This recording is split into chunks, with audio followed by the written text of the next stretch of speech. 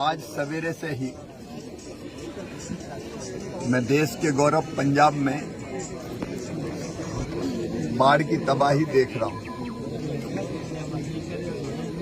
यहाँ सुल्तानपुर लोधी में रात में आ पाया हूं और व्यास नदी के पानी के कारण यहाँ भी भारी तबाही हुई है। किसानों की फसलें डूबी हुई है। गन्ना हो, धान हो,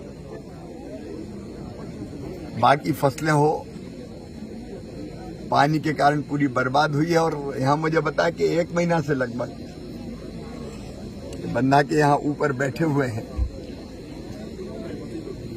संकट की इस घड़ी में हम अपने सभी पंजाब के भाई बहन जो बाढ़ से प्रभावित हैं उनके साथ खड़े हैं। प्रधानमंत्री जी का भी यही संदेश है कि पूरी ताकत से पंजाब की जनता की तकलीफ दूर करने में कोई कसर नहीं छोड़ेंगे। एक तो बाढ़ से जो विनाश हुआ है, कई जगह सिल्ट भी जम गई है खेतों में, वो भी एक समस्या है। लेकिन यहाँ 2 नई चीजें और हमारे भाई बहनों ने बताई है। एक तो यहाँ शत्रु संपत्ति के ऊपर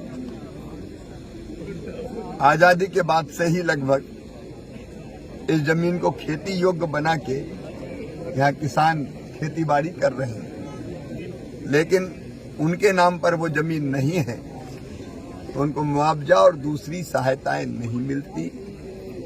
इसको हम लोग गंभीरता से लेके क्या सॉल्यूशन निकल सकता है उस दिशा में कदम उठाएंगे। और दूसरे, हर साल ये संकट यहाँ व्यास नदी में जब पानी बढ़ता है तो आता है, तो इसके परमानेंट सॉल्यूशन की बात हमारे भाइयों ने, साथियों ने की। हम चर्चा करके राज्य सरकार के साथ भी बात करेंगे, क्योंकि कई चीजें ऐसी जिसका परमानेंट सॉल्यूशन स्टेट गवर्नमेंट को खोजना पड़ता है। केंद्र का जो सहयोग होगा हम करेंगे। अभी तात्कालिक रूप से राहत के काम चल रहे हैं और केंद्र सरकार ने भी SDRF के अंतर्गत यहाँ राज्य शासन को हर साल ही, साल में 2 बार फंड मिलते हैं, एक बार जून में, एक बार दिसंबर में। वो पैसा भी आया हुआ है, लेकिन क्षति के आकलन के बाद, क्योंकि 2 केंद्रीय टीमें आई है जो हर दृष्टि से क्या नुकसान हुआ उसका आकलन करेगी, फिर अपना प्रतिवेदन प्रस्तुत करेगी। राज्य सरकार भी अपना प्रतिवेदन देगी, जनता के प्रतिवेदन आए हुए। इसके आधार पर कैसे हम इस संकट से अपने भाई बहनों को उबारने के लिए क्या क्या करें वो फैसला होगा।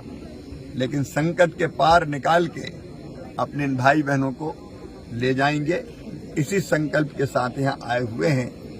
आज कष्ट है, तकलीफ है, परेशानी है, लेकिन मैं सभी भाई बहनों से कहना चाहता हूँ, पंजाब तो वैसे भी कभी निराश होते ही नहीं है। चिंता ना करें, संकट से निकाल के बाहर ले जाएं।